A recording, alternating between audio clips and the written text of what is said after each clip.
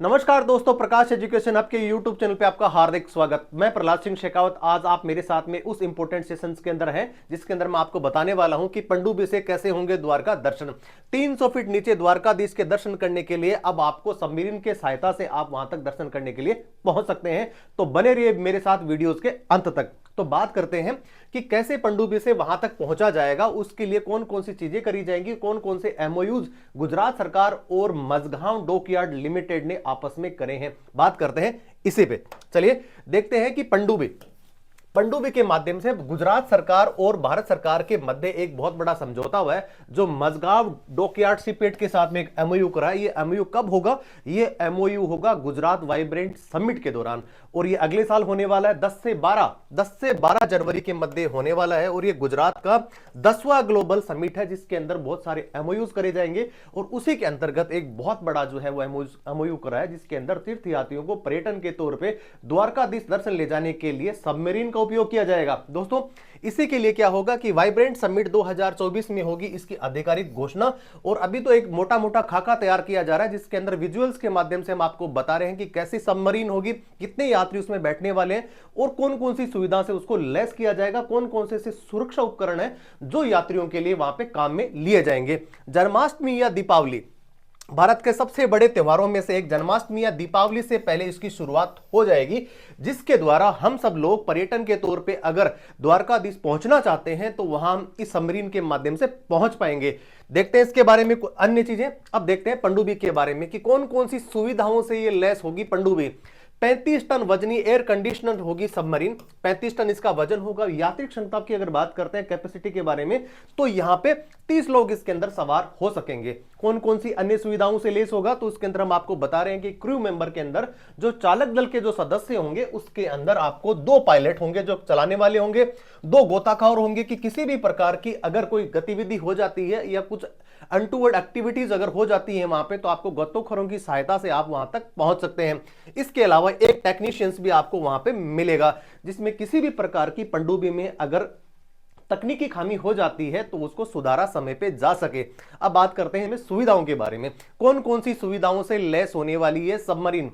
देखते हैं इसके अंदर हर सीट पे विंडो व्यू होगा, जिसमें आप देख रहे हैं इस विजुअल्स के माध्यम से कि दोनों तरफ यहां पे खिड़कियां नजर आ रही हैं आपको, और यहां से जो सबमरीन होगी उसके आमने सामने सीटें होंगी जहां पे आपको समुद्र के तल के नीचे की जितनी भी जो एक्टिविटीज होते हैं जिसके अंदर जीव जंतु जलचर है उनकी भी आप गतिविधि को देख पाएंगे। इसके अलावा वीडियो कॉन्फ्रेंसिंग होगी और साथ में संचार प्रणाली से यह सबमरीन लैस होने वाली है, और सबमरीन के सामने स्क्रीन पर भीतर की हलचल भी वीडियो के द्वारा रिकॉर्ड की जा सकेगी। तो अपने आप में अद्भुत ये सबमरीन जो आपको जल्द ही इसकी गुजरात सरकार सौगात देने वाली है मझगांव डॉकयार्ड लिमिटेड के एमओयू के साथ में।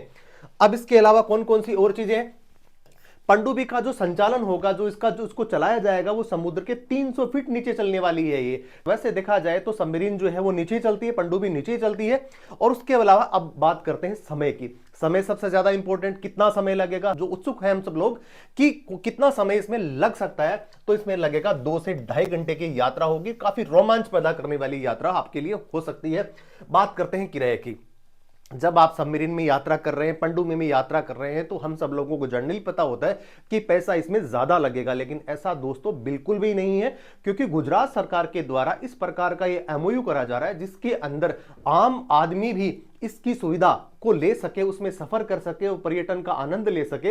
इसके लिए सरकार इसमें कुछ रियायत देने का भी विचार कर रही है। तो दोस्तों, घबराने की आवश्यकता बिल्कुल भी नहीं है। ये आम आदमी के लिए भी इसको बनाया गया है और इसमें आप और हम सब लोग इसमें सफर कर सकेंगे कम किराए में। बात करते हैं इसके लिए गुजरात सरकार के द्वारा सब्सिडी के माध्यम से रियायत इसको दी जाने की संभावना है। उद्देश्य सिर्फ एक, हम सब लोगों का एक ही मोटा, चाहे केंद्र सरकार हो चाहे राज्य सरकार हो, कि भारत के अंदर पर्यटन के अंदर धार्मिक पर्यटन और सांस्कृतिक जो पर्यटन है उसको और ज्यादा बढ़ावा मिल सके। इसके लिए इस प्रकार की सौगात गुजरात सरकार के द्वारा वाइब्रेंट गुजरात का जो सम्मेलन जो 10 से 12 जनवरी 2024 को होने वाला है, उसके अंदर इस एमओयूज की पूरी संभावना आपको नजर आ रही है। और इसके संचालन कब से हो जाएगा शुरू? तो इसका संचालन जो है वो जन्माष्टमी या दीपावली के आसपास इसका सबमरीन का संचालन अभी होया जा सकेगा। अब देखते हैं जेटी क्या है। जेटी के बारे में आपको और बताता चलूं कि सामान्य तौर पे जो यात्री जो जाते थे वो द्वारकाधीश के दर्शन कैसे करते थे, उसके दो रास्ते हुआ करते थे। एक रास्ता सड़क से जाता था, दूसरा जाता था नाव से। सबसे पहले कौन सा है, ये होगा कि बेट द्वारका के पास एक जेटी भी तैयार होगी और वो वहीं से आपको क्या कर जाएगी, उसको लेकर के जाएगा, जहां से यात्री सबमरीन में क्या होंगे, सवार होंगे। इससे पहले आपको जेटी का उपयोग करना पड़ेगा। जेटी में आप यहां पहले यहां से बैठेंगे और उसके बाद में कहां जाएंगे, आप उस सबमरीन के माध्यम से जाएंगे।